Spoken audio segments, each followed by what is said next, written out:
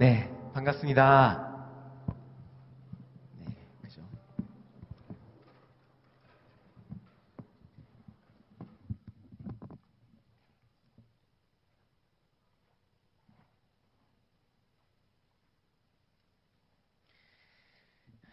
반가운데요, 그죠?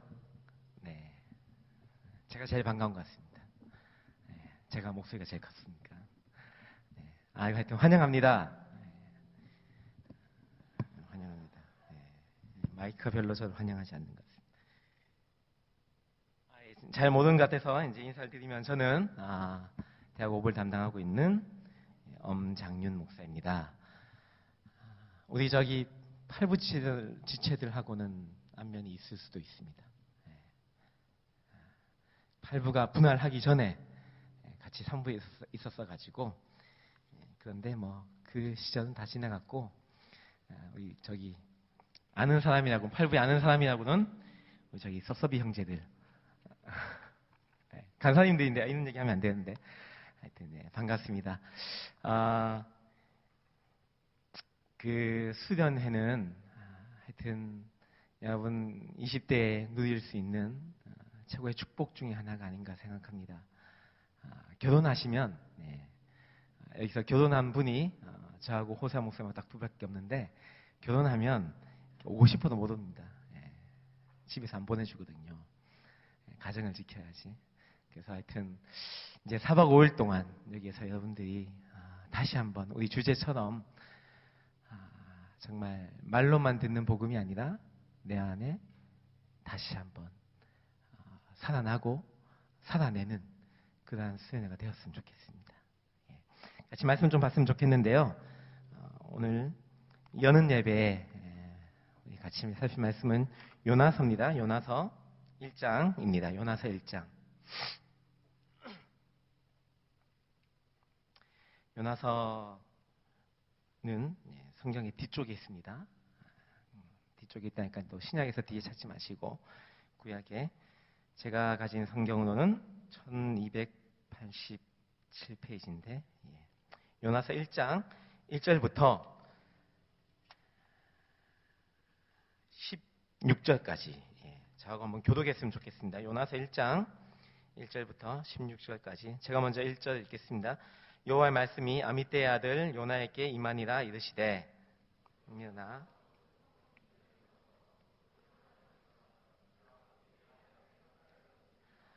그러나 요나가 여호와의 얼굴을 피하려고 일어나 다시스로 도망하려 하여 욥바로 내려갔더니 마침 다시스로 가는 배를 만난지라.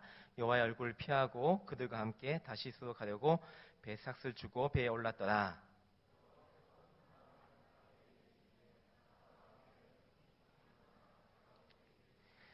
사공들이 두려워하며 각각 자기의 신을 부르고 또 배를 가볍게 하려고 그 가운데 물건들을 바다에 던지니라. 그러나 요나는 배 밑층에 내려가서 누워 깊이 잠이 든지라.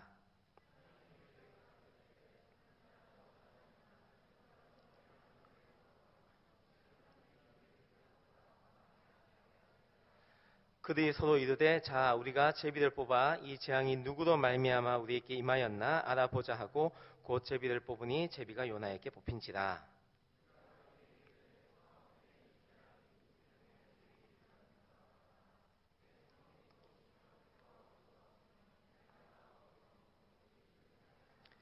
그가 대답하되 나는 히브리 사람이요 바다와 육지를 지으신 하늘의 하나님 여호와를 경외하는 자로라 하고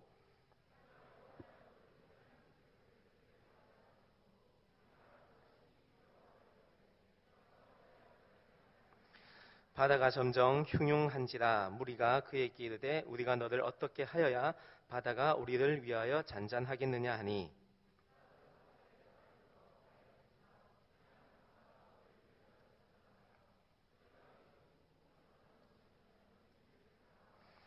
그러나 그 사람들이 힘써 노를 저어 배를 육지로 돌리고 자다가 바다가 그들을 향하여 점점 더 흉흉함으로 능히 못한지라.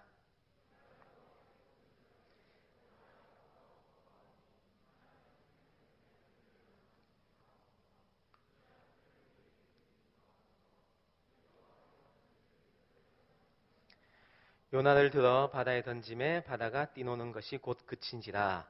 그 사람들이 여호와를 크게 두려워하여 여호와께 제물을 드리고 서원하였더라. 아멘. 요나서 길지 않아서 많이 읽어보셨을 것 같습니다. 그런데 오늘 이 말씀을 통해서 다시 한번 우리가 이번 수련회의 시작을 열 수 있으면 좋겠는데요. 여러분, 그 변화라고 하는 것을 좋아하시는 분이 계십니까? 뭔가 이렇게 내 인생의 변화가 매번 있었으면 좋겠다 이런 사람이 있습니까? 너무 추상적이면 한 20년 살던 집을 갑자기 떠나서 이사를 가야 한다. 그러면 여러분 좋으시겠습니까? 큰 집 가면 좋죠, 뭐 이렇게 얘기할 수 있는데, 아니면 열심히 다니던 학교를 떠나서 갑자기 전학을 해야 된다. 여러분 대학생이시니까 전학을 안 가겠네요. 우리 애가 그랬는데, 우리 애가 전학 가는데 굉장히 힘들어할까봐 걱정을 많이 했습니다. 근데 굉장히 쿨하게 자기 친구도 없다고 좋아했습니다. 물론 이제 좋은 변화도 있습니다. 뭐 직장에서 승진을 하게 된다거나, 아니면 또 더 좋은 직장을 옮긴다거나, 아니면 여러분 편입을 열심히 준비했는데 더 좋은 학교를 간다든가, 아니면 내가 원하던 과로 옮길 수 있다면 좋은 변화죠. 근데 이제 대부분의 사람들은 그것이 좋은 것이든 나쁜 것이든 간에 변화라는 것에 대해서 부정적인 것이 사실입니다. 왜냐하면 사람들은 안정을 추구하는 것이 우리 가운데 분명한 본성 중에 하나이기 때문입니다. 그런데다가 더구나 외부에서 오는 그런 영향력 때문에 해야 되는 변화라고 하면은 훨씬 더 쉬워지겠죠. 받아들이고 싶지 않을 것입니다. 근데 이제 성공한 사람들을 보면은 대부분이, 아니 뭐 전부가 그럴 수 있는데, 이 변화에 대해서 그것을 받아들이고 거기에 맞게끔 자신이 행동했을 때 성공하게 되는 그런 계기를 맞게 되는 것을 보게 됩니다. 옛날에 이제 드라마를 한번 봤었는데, 영웅시대라는 드라마가 있었습니다. 여러분 못 올 텐데, 거기 보면 이제 그 정주영 현대 회장이 나옵니다. 근데 박정희 대통령이 그 기업을 막 쿠데타를 일으켜가지고 정권을 잡고 기업을 총수들을 막 모아가지고 부정축제 명목으로 잡아들일 때, 그때 대부분의 기업들은 현금을 막 쌓아뒀습니다. 언제 튈지도 모르고, 아니면 언제 회사가 무너질지 모르니까 현금을 막 쌓아뒀던 겁니다. 근데 그때 유독 이 정주영 회장이 거기에 그 시기에 자기는 이 변화를 편승해서 오히려 공격적인 투자를 한 겁니다. 그래서 그때 시멘트 공장을 세웠는데, 그것이 자기의 소원이었거든요. 이승만 정권 때부터. 건설 회사 가지고 있는데 시멘트가 없으니까 항상 이것이 발목을 잡고 있는 겁니다.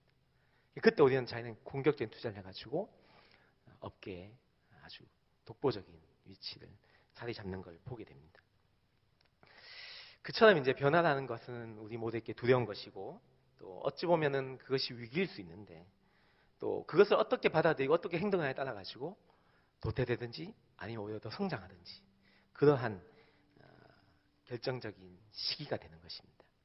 오늘 우리가 한 인물을 보려고 하는데요, 이 인물도 사실은 그 변화라고 하는 그 시기를 지금 맞이하게 되는 것입니다. 요나 잘 아시죠? 요나가 갑자기 하나님부터 이상한 말을 들었습니다. 그게 뭐냐면은 니느웨 성으로 가가지고 하나님이 심판하시니까 회개하라는 그 경고의 메시지를 외치라는 말을 들었습니다. 그런데 그 하나님의 말씀에 대해서 이 요나는 순종하지 않고 하나님의 낯을 피해서 도망쳤습니다. 하나님의 낯을 피할 수 있다고 생각한 것 자체가 조금 미련한 선지자인 것 같은데, 왜 요나가 그럴 수밖에 없었냐 하면, 그는 그동안 자기가 가지고 있던 신념과 가치관과 하나님이 지금 얘기하시는 게 달랐기 때문입니다. 니느웨는 아수르의 수도였고 이스라엘의 최대 적국이었습니다. 또 결국은 북이스라엘을 망하게 한 그런 원수 같은 민족이었습니다. 오늘날로 비교하면 한 일본 정도 될 것 같은데요. 그런데 요나 선지자는 하나님이시라면은 우리 이스라엘 백성을 이렇게 핍박하고 멸망하게 하는 이 니느웨 또 아수르를 당연히 심판하고 멸망하는 게 맞는데, 근데 하나님의 말씀은 그것과 정반대였던 겁니다. 그러니 요나는 여기에서 그 변화에 받아들이지 않고 도망치게 된 겁니다. 하나님은 왜 이 야수들에게 멸망하지 않도록 회개의 기회를 주시는가? 도저히 받아들일 수 없었던 겁니다. 오직 이스라엘 사람만이 하나님의 백성이고, 우리 하나님도 오직 이스라엘 하나님이시지 이스라엘 멸망케 하는 저 원수 같은 민족을 긍휼히 여기신다는 것, 불쌍히 여기신다는 것, 그것을 받아들일 수 없던 겁니다. 큰 환란이 요나에게도 닥쳤던 것입니다. 그런데요, 요나의 직업이 뭔지 아십니까?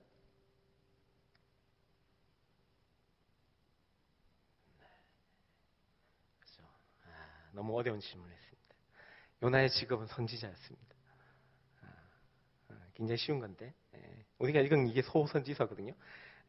근데 선지자란 뭐 하는 사람이냐 하면요, 선지자란 하나님의 말씀을 듣고 이 세상에 향해서 하나님의 말씀을 대신 외치는 사람입니다. 더군다나 요나의 이름의 뜻이 뭐냐면요, 비둘기였습니다. 그러니까 평화의 상징이죠. 평화의 메신저였던 것입니다. 그러니까 그의 이름부터 그는 평화의 선지자가 되고 평화의 메신저가 되어야 됐던 것입니다. 그런 그에게 하나님의 말씀이 임했는데, 그 말씀이 요나의 입장에서는 자기가 받아들일 수 없는 말씀이니 그 말씀을 무시해버린 겁니다. 절대절명의 변화의 시기에 오히려 요나는 받아들일 수 없어서 그를 거부했던 것입니다. 그동안 진리라고 믿어왔던 것들 버리고 새롭게 하나님의 말씀을 가지고 변화되어야 될 시기인데, 그런데 여기서 요나는 그러지 않았던 것입니다. 결단하지 않았던 것입니다. 우리 모두는 인생을 살아가면서 하나님 앞에 하나님의 말씀을 들을 때마다 사실은 요나와 같은 시기를 지나가고 있습니다. 근데 우리가 그때 어떻게 행동을 하나에 따라가지고 실패한 선지자가 될 것인가, 아니면 하나님 앞에 쓰임받는 참된 자녀가 될 것인가, 그 시기를 우리는 거듭거듭 맞이하게 될 것입니다. 오늘이 또한, 이번 수련회가 또한 그런 시기가 될 거라고 저는 생각합니다. 여러분은 어떻게 하시겠습니까? 요나는 어떻게 했죠? 너무 어려운 질문을 했습니다. 그죠? 지금까지 다 얘기했는데, 저도 제가 한번 생각을 해봤어요. 제 인생에 변화가 얼마나 많았을까 이렇게 생각해 보니까 정말 변화가 많은 시기를 살았더라고요. 제가 대학은 95학번입니다. 지난 주일날 우리 대학 오부지체들이 충격을 받았는데, 우리 새돌들이 95년생이거든요. 95학번입니다. 제가 그 첫째 날 중보기도회 때 그 기도 카드 쓰면서 학년을 쓰라고 하길래 한번 세안해 봤습니다. 20학년이더라고요. 20학년. 효섭이, 송섭이 고3부에서 올라와서 새돌 될 때가 제가 엊그저께 같은데, 저들도 늙고 저도 늙고, 하여튼 그렇게 됐습니다. 근데 제가 고등학교 진학할 때는 어떤 변화가 있었냐면요, 교과서가 통째로 바뀌었습니다. 제가 중학교 다닐 때까지만 해도 그 전에 교과서는 다 국정교과였습니다. 국가에서 발행하는. 근데 우리가 고등학교 들어가니까 이 교과서를 그냥 출판사들이 쓰고 학교가 선택을 한 겁니다. 그게 교과서 통째로 바뀌었습니다. 저는 항상 형이 공부하던 걸 받아서 쓰던 사람이었는데, 이제 이 대혼란이 온 겁니다. 일대 그 개혁 앞에 형이 준 책은 다 무용지물이 되고, 쉽게 공부하고 쉽게 성적 받았던 게 다 이제 물거품이 된 겁니다. 그런데다가 조금 더 있으니까 어떻게 되냐면, 학력고사를 치던 시대였는데 내 한 해 위부터 수학능력 시험으로 바뀐 겁니다. 94학번부터 수학능력 시험으로 바뀌었거든요. 94학번들이 첫 수학능력 시험을 어떻게 했냐면은 1년에 수능을 2번 쳤습니다. 7월 달에 치고 9월 달에 쳤나? 그런데 그 2번 중에 좋은 성적을 가지고 대학을 들어가는 거예요. 근데 7월은 되게 쉬웠고, 기준 기억은 9월은 이렇게 쉽게 내면 안 된다 가지고 되게 어렵게 냈습니다. 그랬더니 이게 그 점수가 역전이 된 겁니다. 열심히 공부하는 사람들은 성적이 그냥 그렇게 나왔는데, 대충 놀았던 사람들은 성적이 되게 잘 나와가지고 역전이 되어버린 겁니다. 난리가 났었습니다. 그래서 이 수학능력 시험의 폐단을 보완하자고 해서 제 학번 때부터 어떤 게 생겼냐면 대학 본고사가 생겼습니다. 그래서 수학능력 시험을 치고 1월 달에 내가 지원한 학교에 가가지고 국영수, 논술 본고사를 친 겁니다. 1월 한 10며칠경이었는데 그 학교를 갔더니 난방도 안 되고 정말 논술 쓰는데 손이 얼어가지고 안 나오고 그래서 가지고 갔던 그 보온 도시락에 손을 녹여가지고 쓰고 막 그랬었습니다. 그래가지고 힘들게 대학을 들어갔는데 또 나온 얘기가 대학 본고사가 웬 말이냐 뭐 이러면서 다시 대학 본고사를 폐지시켰습니다. 저희는 이제 인생이 시험하는 그런 인생이었습니다. 근데 변화가 그게 끝이 아니었습니다. 대학에 들어갔더니 제 앞에까지는 절대평가였는데 저희 때부터는 상대평가가 바뀐 겁니다. 여러분 A 폭격기 아십니까? A 폭격기. 요즘도 있습니까? 없죠. 여러분들 구경한 적이 없어요. 저희 선배가 얘기하는 교수님들 중에 A 폭격기가 있었습니다. 그냥 막 A는 막 다 날리는 겁니다. 근데 제 인생에 그런 거 경험해 본 적이 없습니다. 그것도 1년 지나니까 학부제도 바뀌었습니다. 학과가 없어졌습니다. 제 후배들이 안 들어온 겁니다. 파란만장한 인생을 살았습니다. 40도 안 됐는데 너무 파란만장한 인생 같습니다. 여러분의 선배 중에 지금 아마 12학년, 13학년 중에 어떤 세대가 있었냐면 이해찬 세대가 있었습니다. 이해찬 씨가 국무총리가 되었을 때 대학 입시에 새로운 지경을 연다 해가지고 한 개만 잘하면 대학 간다 이렇게 해가지고 정말 그 말을 믿었던 사람들은 한 개만 잘했고 대학 못 갔고 정말 알고 보니까 그거는 한 개도 못하면 한 개라도 못하면 대학 못 간다는 얘기였던 겁니다. 그래서 실패한 세대였는데 그죠? 네, 결국은 한 개만 잘해서 대학 간 사람이 누구 있었냐면 이해찬 총리의 딸들이었습니다. 하여튼 그런 시대였습니다. 여러분 변화하는 거는 굉장히 혼란스럽고 마치는 결국 어찌하든 간에 그걸 어떻게 받아들이냐에 따라서는 고난이 올 수도 있는 겁니다. 여러분 요나는 그 변화를 받아들이지 않았습니다. 그래서 굉장히 큰 고난을 겪게 됩니다. 그리고 그 변화에 대한 거부는 고난을 넘어서요 바로 요나의 영적인 퇴보로까지 이어지게 되었습니다. 오늘 2절에 보면요 이렇게 말씀이 기록되어 있습니다. 2절에 일어나라고 기록되어 있습니다. 그리고 저 큰 성읍 니느웨로 가서라고 얘기를 하고 있습니다. 그리고 그것을 향하여 외치라라고 얘기하고 있습니다. 하나님의 말씀은 일어나라는 것이었습니다. 그리고 가라는 것이었습니다. 그리고 외치라는 것이었습니다. 그러니까 적극적이고 아주 즉각적인 그 행동을 요구하셨습니다. 그런데 이 명령에 대해서 요나의 반응은 어떠냐면 3절에 보면 그러나 요나가 이렇게 나옵니다. 하나님의 말씀은 너 지금 당장 일어나라. 그리고 당장 출발하라는 겁니다. 그리고 가서 당장 외치라는 겁니다. 소근소근도 아니고 외치라는 것이었습니다. 그런데 요나의 반응은 그러나 였습니다. 대놓고 겁을 한 거죠. 하나님의 명령으로 일어나긴 일어났는데 3절에 나온 것처럼 하나님의 낯을 피하려고 일어났던 것입니다. 그리고 아주 적극적이고 아주 즉각적으로 피했습니다. 그리고 그는요 하나님 낯을 정말 피할 수 있다고 생각했는지 땅끝이라고 당시에 생각하던 다시스로 도망가려고 했습니다. 다시스는 지금 어디냐면 스페인의 남부 항구인 타르터소스라고 지역이 있는데 그쪽으로, 그러니까 땅끝이라고 생각됐던 스페인의 저 남쪽 끝까지 가는 겁니다. 그러니까 요나가 하여튼 하나님을 피하면 피할 수 있는 최대한의 거리를 향해서 간 겁니다. 성경의 저자도 이런 요나에 대해서, 이 요나의 행동에 대해서 반복되는 단어를 가지고 지적하고 있습니다. 꼬집고 있습니다. 3절에요. 어떻게 기록되어 있냐면은 중간에 보면 다시스로 도망하려 하여 욥바로 내려갔더니 라고 기록하고 있습니다. 이 내려갔더니라는 것은요 원어로 야라드라는 얘기인데 근데 여기서 3번이 등장합니다. 여기서 한번 등장했죠. 그 다음에 3절 마지막에 보면은 다시스로 가려고 배에 삭스를 주고 배에 올랐더라라고 얘기합니다. 근데 이 올랐더라가 번역이 될 때 올랐더라는 건데 원어는 똑같습니다. 그러니까 배가 육지보다 낮으니 배에 내렸더라라고 얘기합니다.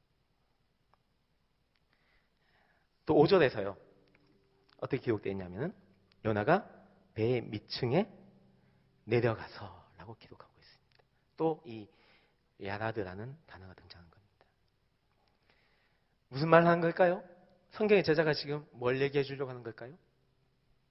하나님의 명령에 따르지 않고 변화를 받아들이지 않았던 요나가 결국은 그의 믿음도 자꾸만 내려가고 있다는 것을 지적해 주고 있는 겁니다.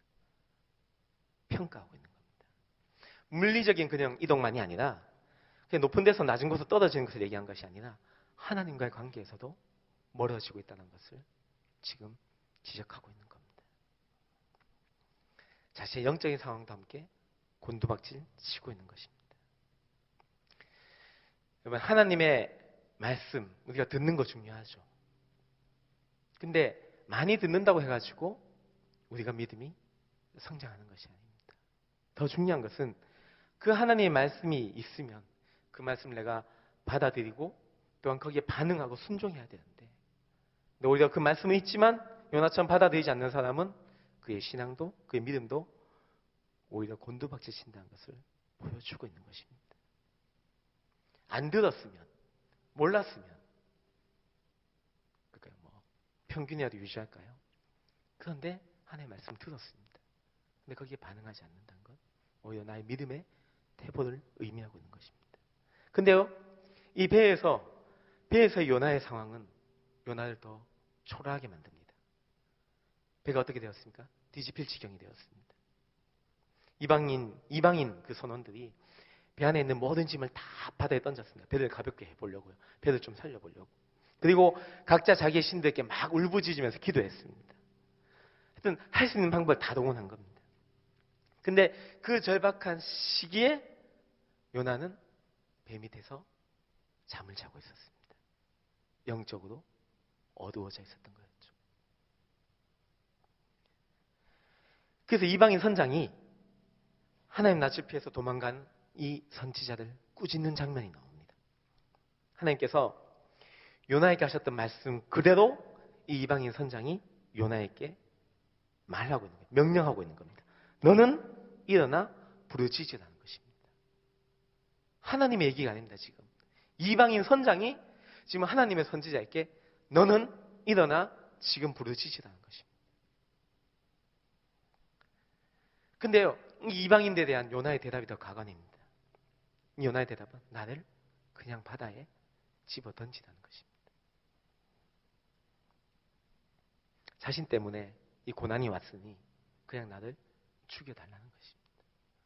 하나님의 선지자가요, 이방인한테 얘기하기를요. 요나가 이렇게 얘기하면 이방인 이 선원들은 그냥 집어 던지면 자기는 살 텐데, 그리고 요나도 그렇게 하라고 얘기했는데 더 놀라운 건 이 이방인들은 그러지 않았습니다. 어떻게든 요나를 살려보려고 애쓰고 노력했습니다. 어차피 잘 알지도 못하는 다른 나라 사람이고요. 그냥 자신이 던져달라 했으니까 던지는 건 어렵지 않습니다. 더군다나 지금 배는 파산 날 지경이고, 이런 상황 속에서 이 이방 선원들이 그냥 던져버리면 자기는 살 수 있는데, 근데 이 이방 선원들은 아무리 이 요나가 다른 나라 사람이고 천본 사람이고 하더라도 그를 죽이려 하지 않았던 겁니다. 그들이 할 수 있는 한 마지막까지 최선을 다해서 요나를 살리려고 애쓰고 또 애썼던 것입니다. 잘 생각해 보시죠, 여러분. 좀 상황이 바뀌었죠? 좀 아이러니한 상황이죠. 요나는 지금 이방인들을 멸망시켜야 한다면서 하나님 낯을 피해서 도망가고 있는데, 오히려 이방 사람들은 다른 민족인 이 요나를 살려보려고 자기들 목숨까지 포기하고 애쓰고 노력하고 있는 겁니다.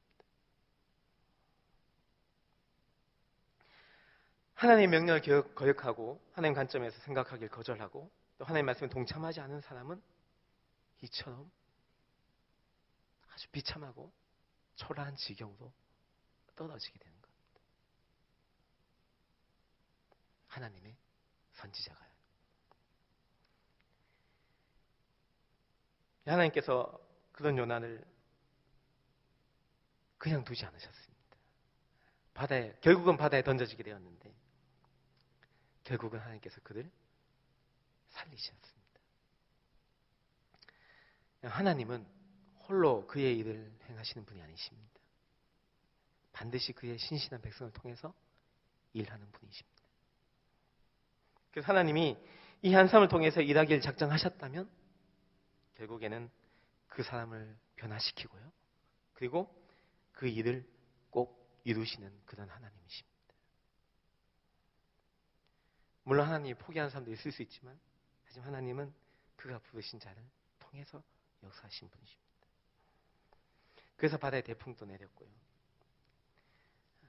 배의 높이보다 5배 넘는 그런 무서운 폭풍이 몰아치고 그때 우리 애는 이거 보고 아빠 정말 재밌었을 것 같아요 이러더라고요. 청룡열차 타는 기분일 것 같아요 이러는데 당해봐야 할 텐데 그죠? 그래서 바다에 던지게 하셨고 3일 반나절 큰 물고기의 뱃속에서 회개하게 하신 것입니다. 그리고 결국에는 요나를 굴복시키시고 니느웨로 보내서 경고의 메시지를 마침내 전하게 하신 것입니다.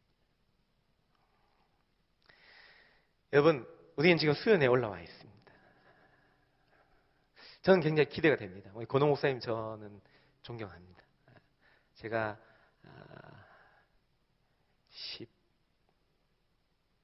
13년 전에 우리 대학부에 교육전도사 처음 왔을 때 권호 목사님이 대학오부 담당 목사님이셨습니다. 강도사였습니다. 강도사.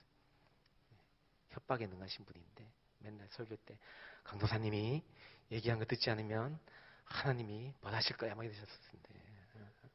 굉장히 번번스럽게 얘기하신 거 보고 내가 근데 그걸 거의 세뇌같이 하시니까 이 대학 오부 지체들이 정말 그때 하여튼 대단했었습니다. 기대가 됩니다.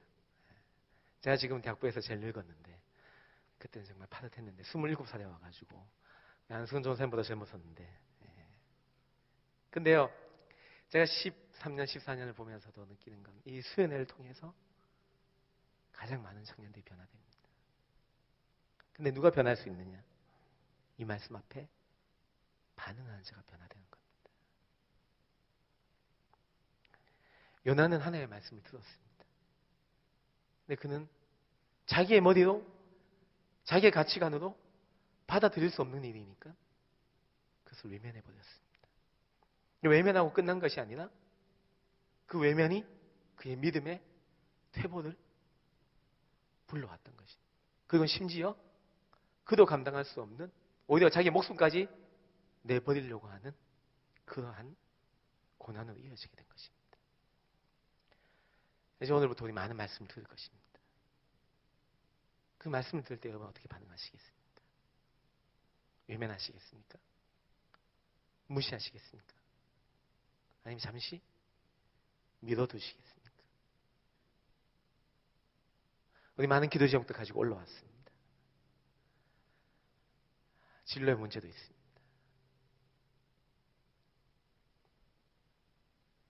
또 내 안에 해결되지 않은 많은 문제들이 있습니다. 그런데 그것 이전에 우리는 다시 한번 하나님의 말씀을 듣고 그에 반응할 수 있는 내가 처음 하나님을 만나고 하나님 앞에 내 인생을 드렸던 그러한 복음의 감격이 다시 회복되어야 될 것입니다. 오늘 주제가 그겁니다. 우리의 주제가 리빙 가스펠입니다. 살아있는 복음입니까? 살아내는 복음입니까? 둘 다 그렇게 해석하던데 좋은 것 같습니다. 근데 저는 우리 모든 신앙의 시작은 결국은 복음이라고 생각합니다. 예수 그리스도께서 날 위해 죽으신 그 죽으심의 그 감격이 우리 안에 얼마나 다시 회복되고 살아있느냐가 우리 인생을 좌우할 것입니다. 우리는 이 말씀을 듣고 끝나지 않았으면 좋겠고요. 순종하여서 지금 우리가 끊어야 될 것, 또 결단해야 될 것 있다면 그럴 수 있는 수련회가 되었으면 좋겠습니다. 하나님의 음성에 귀를 기울이고 훗날 여러분이 생각할 때 내 인생의, 내 믿음의 전환점은 2014년 바로 겨울 수련회였다고 얘기할 수 있는 그러한 여러분의 인생의 중요한 터닝 포인트가 되었으면 좋겠습니다.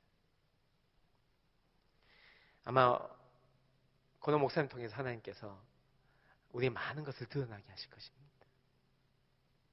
그럴 때 그것을 통해서 다시 한번 내 과거를 끊어내고 내가 가지고 있던 신념과 가치관을 넘어서서 하나님의 것으로 다시 날 한번 변화시키는 그러한 우리 모두가 되었으면 좋겠습니다.